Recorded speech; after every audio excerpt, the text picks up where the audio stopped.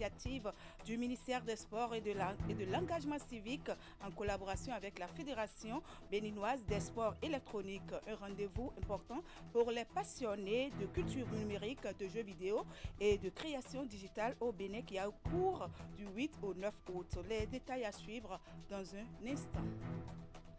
Fin de la 6e édition du festival artistique et culturel organisé chaque année par le Centre des œuvres universitaires et sociales d'Abomey-Calavi sur le campus de Lokossa. L'événement vise à favoriser l'épanouissement extra-académique des étudiants. Vous suivrez le compte rendu en cours d'édition. Et puis nous parlerons également de cette rencontre sportive organisée par la direction départementale des sports et de l'engagement civique dans la ville d'Ada ce samedi. Objectif, miser sur le sport pour renforcer le capital humain. Compte rendu à suivre en fin de journal. À nouveau, bonsoir et merci de nous rejoindre sur Canal 3 Bénin.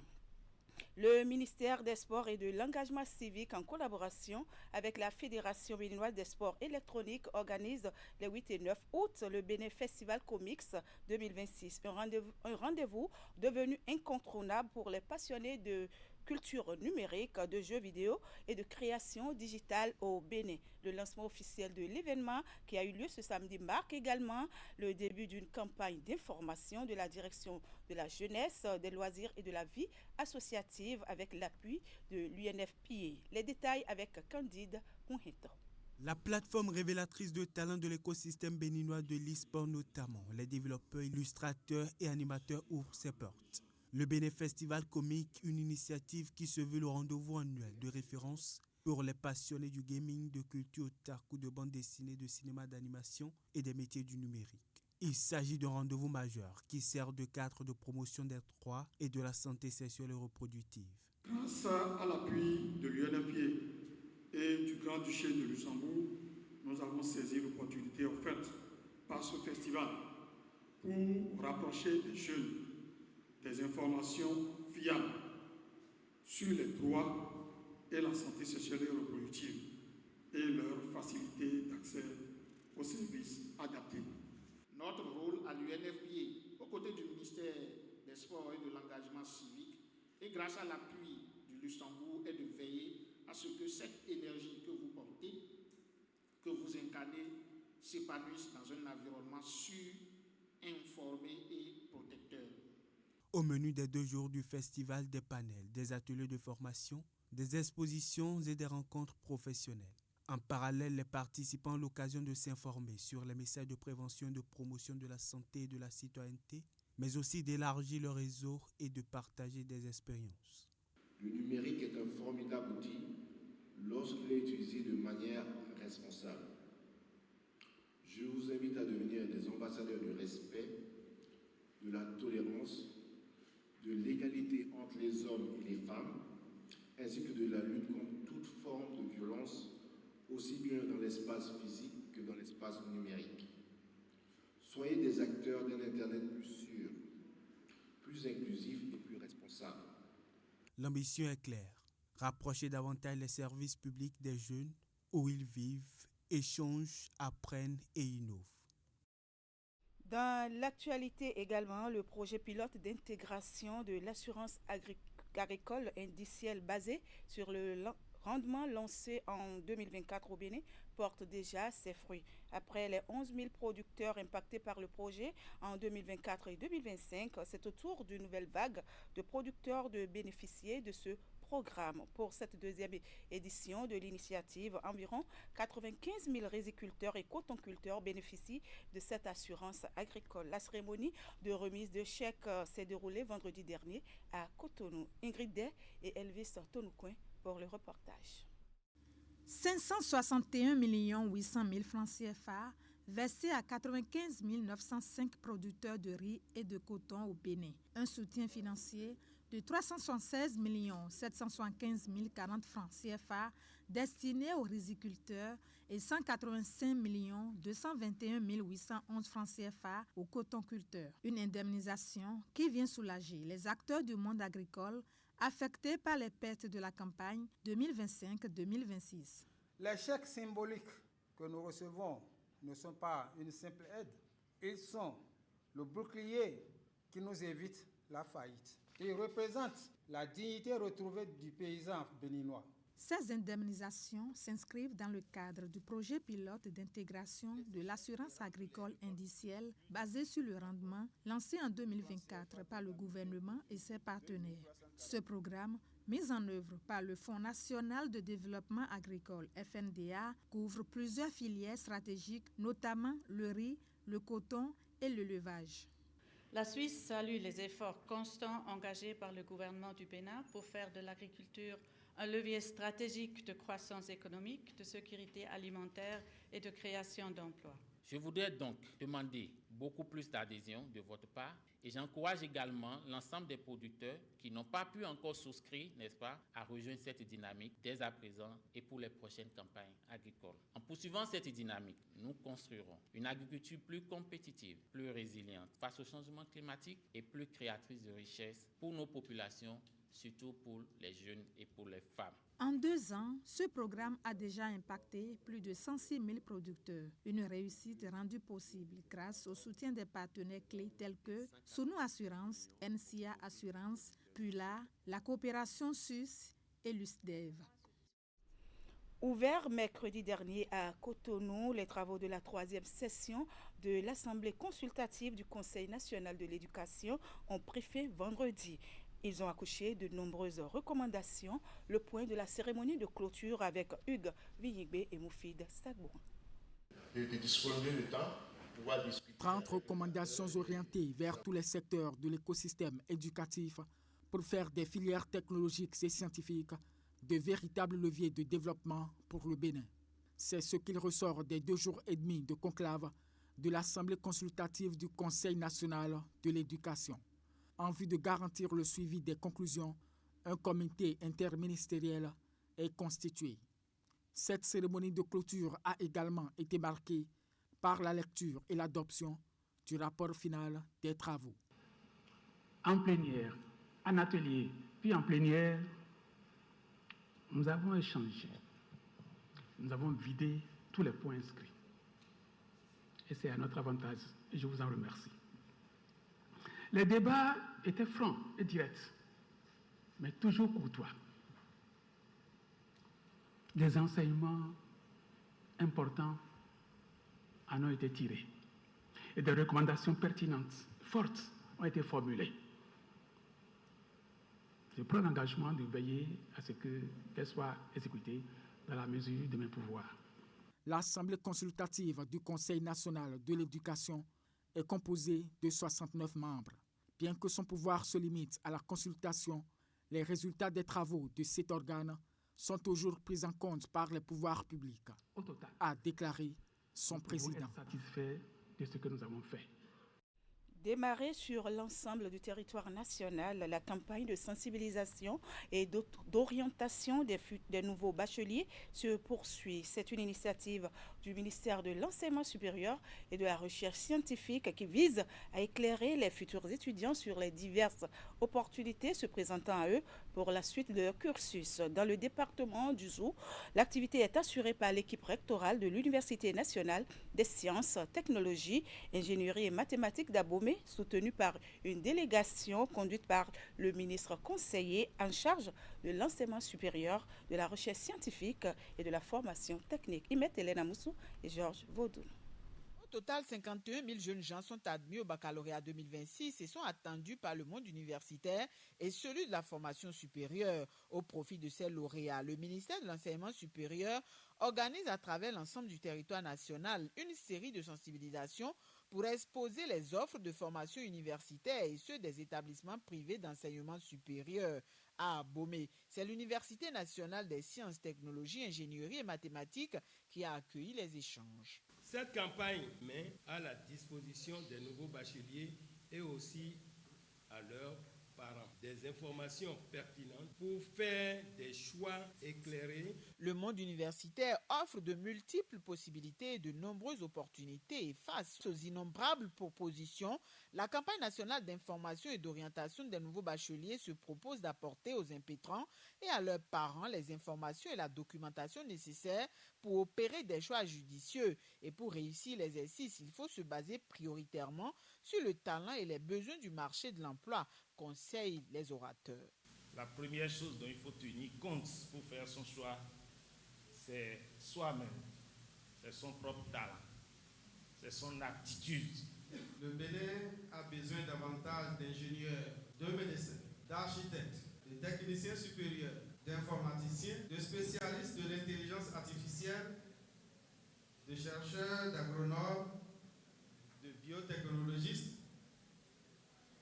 d'experts en énergie, en industrie, en logistique, en numérique, en environnement et dans les métiers de la transformation industrielle. La formation en sciences est donc vivement encouragée, rappellent les acteurs. Cependant, les bacheliers devront opérer leur choix de formation en tenant compte de leurs aptitudes et aspirations. Les choix sont attendus au plus vite afin de faciliter la poursuite du processus d'entrée dans les diverses universités.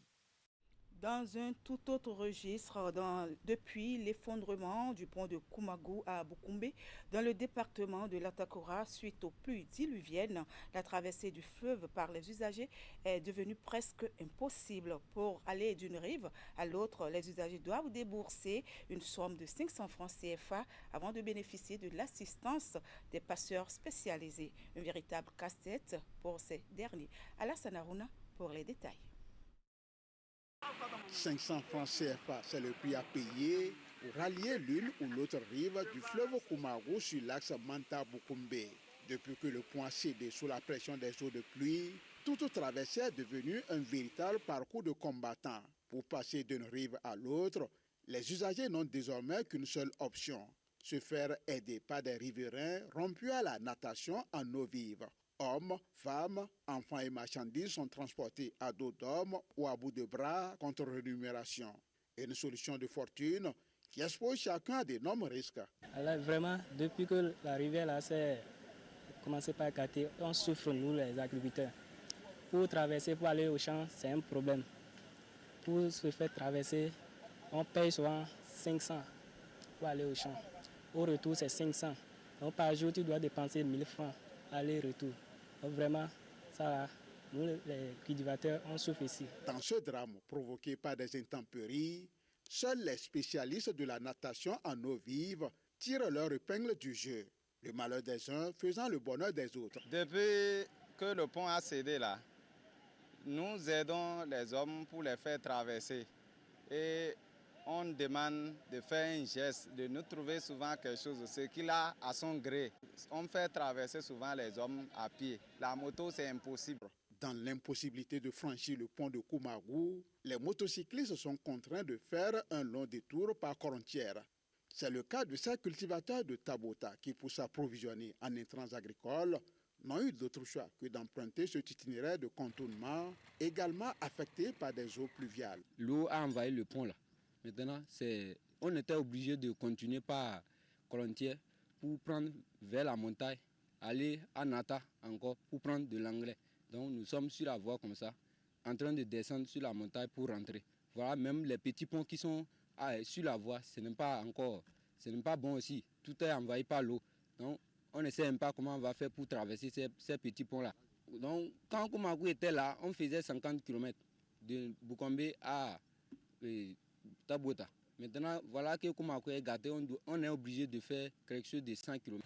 Si rien n'est fait dans les tout prochains jours, cette situation pourrait gravement compromettre la campagne de commercialisation du coton à Bukumbe et dans les localités environnantes.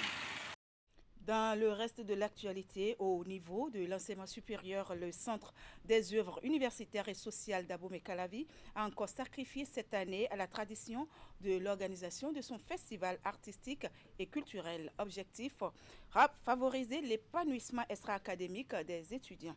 La 6e édition a pris fin cette semaine sur le campus de Lokossa. Voici le compte rendu de Narcisse Alossé. Ils étalent au grand jour leur talent artistique et culturel.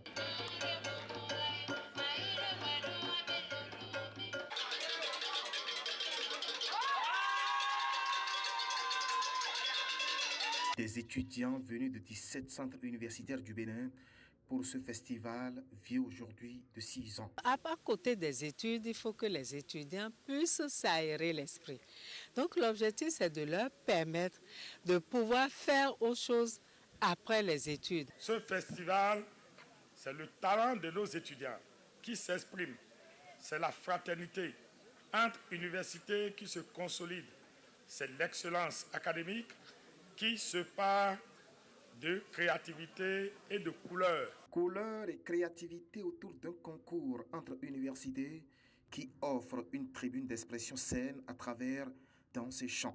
Et pour la circonstance, le répertoire culturel du Bénin a été déroulé devant les membres du jury et du regard admiratif d'un public venu nombreux. Il y a des gens qui vont faire des études, mais après, ils vont se découvrir comme chanteurs, comme danseurs, et qui vont gagner leur vie comme ça. En fait, je veux les revoir sur des scènes nationales et internationales. Au bout de la compétition, les plus grandes distinctions sont allées au campus de Dassazoumé et de Dangbo, classés respectivement premier et deuxième. Le titre suprême est dédié à Seda Mimérega Fagla, du nom du ministre de l'Enseignement supérieur. Parce qu'elle est là depuis quelques mois seulement, mais elle se bat pour améliorer les conditions de vie des étudiants. Cette 6e édition du Festival artistique et culturel universitaire a ainsi vécu, renforçant surtout une initiative qui vise à favoriser chez les étudiants leur épanouissement extra-académique. Dans l'ère culturelle au Tamari, le début de chaque saison des pluies est souvent marqué par une célébration culturelle dénommée Kuchati. Menacée depuis peu de disparition à cause des effets de la modernisation, cette tradition a refait surface cette année à Tignenti, une localité périphérique de la commune de Natitengu. Comment le peuple Otamari célèbre-t-il le Kuchati? La réponse dans ce reportage d'Alassane Harouna. Fête identitaire propre au peuple Otamari, Kuchati est célébrée chaque année au début de la saison des pluies. Elle constitue un moment de communion, de reconnaissance et de recueillement. À travers cette célébration, les communautés expriment ainsi leur gratitude envers les ancêtres auxquels elles attribuent l'arrivée des premières pluies essentielles aux activités agricoles et à la survie des communautés. Le Kuchati, c'est bien la fête qui précède les travaux champêtres. On s'est promené, on avait moussotier, mais on doit marquer la fin de cette saison sèche-là et le début de la saison pluvieuse. C'est une manière de dire merci au ciel, merci à nos ancêtres pour leur dire nous voulons commencer la saison pluvieuse. Menacée depuis quelques années par les effets de la modernisation et l'évolution des modes de vie, cette tradition au Tamari retrouve cette année toute sa place à Tignenti, localité périphérique de la commune de Natitengu. Pour la circonstance, jeunes, anciens et femmes se rassemblent autour de chants et danses traditionnelles dans une ambiance de communion et de transmission des valeurs culturelles. Au temps de nos ancêtres, lorsqu'il y a Kuchati, les jeunes garçons et les jeunes femmes sortent, chantent et profitent pour donner des conseils et aussi décourager des mauvaises pratiques. À Kuchati, chaque prestation replonge l'assistance dans l'histoire du peuple Otamari. Les récits évoquent les faits marquants de la vie en communauté, célèbrent les valeurs héritées des ancêtres et rappellent les règles qui fondent la cohésion sociale. Aujourd'hui, nous sommes allés au-delà de cette dénonciation-là et nous véhiculons des messages pour éduquer la jeunesse. Au-delà de l'aspect culturel et cultuel qu'on pouvait trouver en Kuchati, il y avait le renom de tous les acteurs. Au-delà des chants et des danses, Kuchati, c'est aussi un moment de partage et de convivialité. Parents, amis et visiteurs se retrouvent autour des mets typiquement locaux. Le tipempenti, plat emblématique du terroir, est servi avec du tchoukoutou, la bière traditionnelle de Mille. Un instant de communion qui renforce les liens entre les membres de la communauté et perpétue les traditions culinaires du peuple Otamari.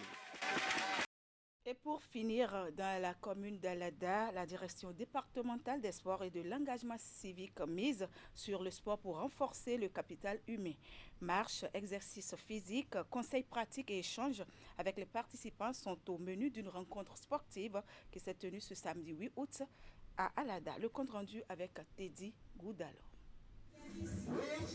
Ces exercices physiques se déroulent dans l'enceinte de l'école urbaine centre d'Alada. Sous la conduite d'un coach professionnel, les participants enchaînent différents mouvements dans une ambiance dynamique avec un objectif, entretenir leur forme et préserver leur bien-être.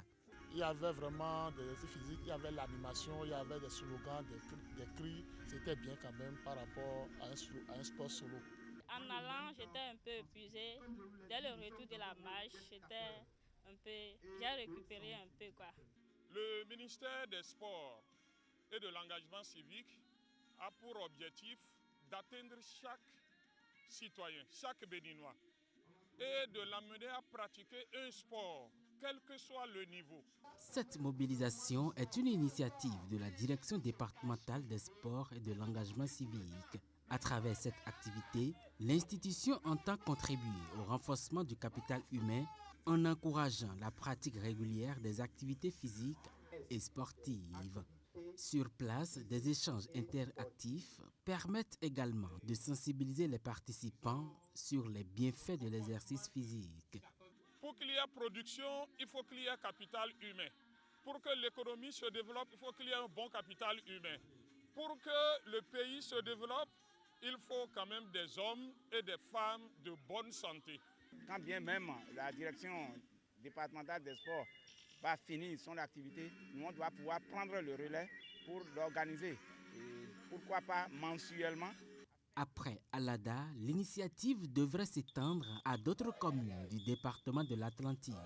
Une démarche qui ambitionne d'installer progressivement la pratique sportive dans les habitudes quotidiennes et de faire de l'activité physique un véritable allié de la santé et du bien-être des populations.